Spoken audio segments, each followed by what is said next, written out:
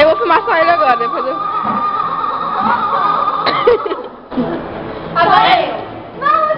É, ele não tocou. Oxi, que como vai fazer agora?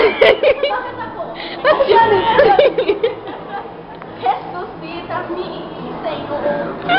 Ó, porque os homens não se deitam na areia da praia? Porque tem medo que os gatos os enterrem. Você entendeu? Não. Você deve ser enterrado. Uma questão pra você. O que o gato faz na caixinha de areia?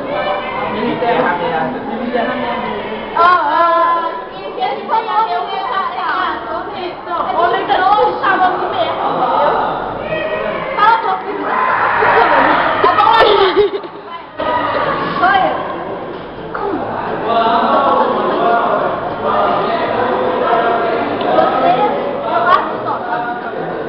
Tem o coisa do... Procura aí, a oração do bebum. Uma piada que eu não entendo, né, gente? É assim, o homem chega no médico com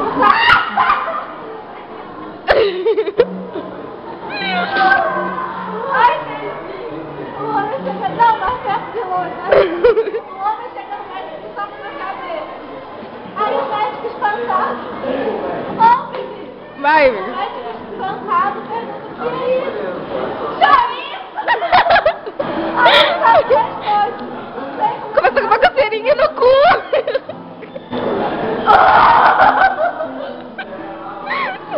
Agora eu, entendeu? Uma piada muito engraçada, vem, agora. Já Cleia. Cleia vinha um pulo ali pra ali. Olha a música. Vai. Ué. Errou de novo,